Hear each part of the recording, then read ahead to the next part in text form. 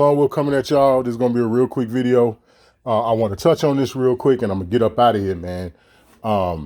We have to work against everything that they're doing. And this is the reason for why you see self-preservation on the screen right here. I want to touch on this real quick. Right now, according to this dictionary, and it said this is definition from Oxford Language, right? It say that self-preservation is a noun. It say the protection of oneself from harm or death, especially regarding as a basic instinct in human beings and animals. A sense of self-preservation caution her not to stick around, right? And they use that in the sentence. So what I want to express to you guys is, and this is kind of like a little bit of a 2A rant also, right? But it's not just necessarily a 2A rant just because you have a right to take up any arms deemed necessary to put down the threat, right? This is the reason for why the military has tanks and RPGs and SAMs and, you know, all this other kind of equipment and shit. This is why you see the weapons and shit in the military when you go into the Air Force and, you know, the fucking aircraft carriers. They got jets with all kind of shit on it.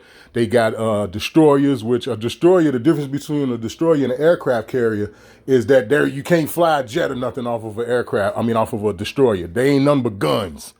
It's a big ass ship with guns and shit. That's all it is. Whereas an aircraft carrier, you got like an actual runway on it and jets take off, land. You can have helicopters land and take off, etc.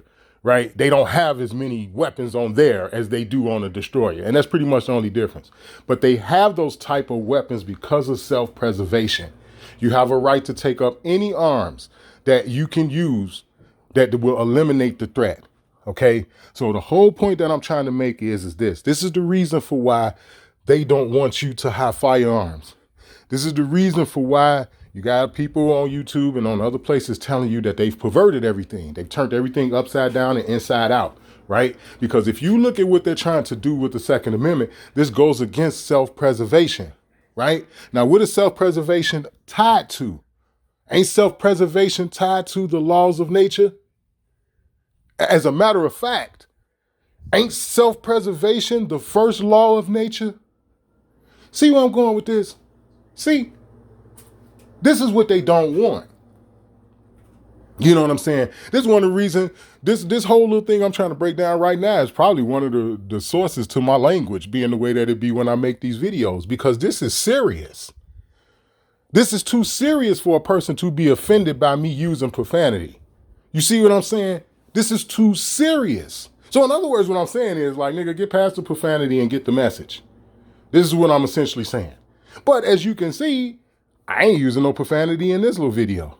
I choose to use profanity. You know, it makes me more colorful. All right? But I don't have to use it. I choose to. And one of the reasons for why I choose to is because this is too important. They want you to go against the very first law of nature. This is the reason for why they talk about science. I'm going to touch on this for a second and I'm going to get up out of here. We used to have to take science, you know, when we was in school and, you know, do the fire source, baking soda, and vinegar. You know, yeah, anybody who used to do science fair projects and all that, you know what happens when you mix vinegar and baking soda together and you add a fire source to it. We all knows what happened to the fire if you've ever done that type of a science experiment in school, right? What they have done is, for one, they have completely corrupted science, okay? Because they make it seem like there's some divine intervention when it come down to the whole thing about baking soda, vinegar, and fire. And I'm talking about just regular white vinegar and baking soda, right? They make it seem like it's some divine intervention that this happens the way that it happens, what it causes the fire to do. And like I said, I ain't gonna tell you what the fire does. You do it, figure it out for yourself. Mix vinegar and baking soda together, and then take a fire source and wave it over it and see what happens. All right. They make it seem like that's some sort of divine intervention or whatever, when it's really just the laws of physics. They have perverted everything to the point to where now everything is literally science. And this is after they corrupted science. They put their spin on it and told you it was this, that, and the other when it was really this over here and blah, blah, blah. Once they completely corrupted science with these fake ass, weird ass scientists, scientists are some of the weirdest people in the world, but we'll leave that alone. Once they completely perverted it and corrupted it, they replaced nature with that. Okay? This is why everything is so perverted. Everything is literally turned upside down and inside out.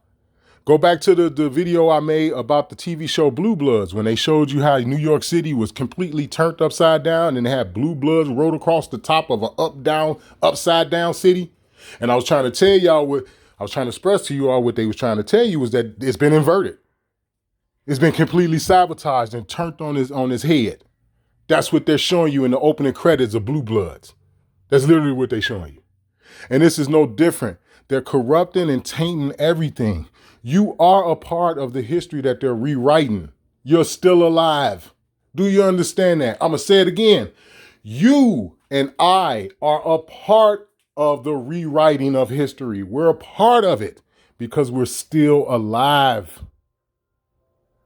Self-preservation is the first law of nature. Don't let them take away your ability to defend yourself and to protect yourself.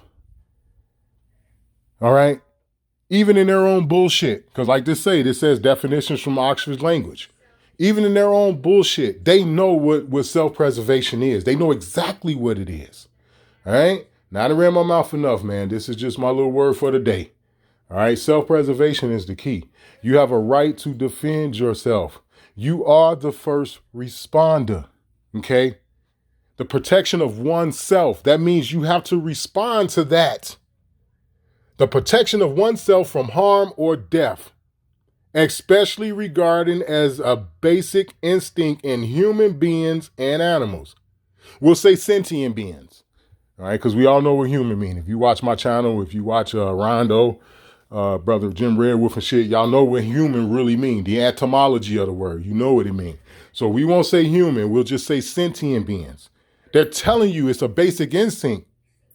In other words, you know what I'm saying? You still on my ass. It's a natural reaction for me to hit you back.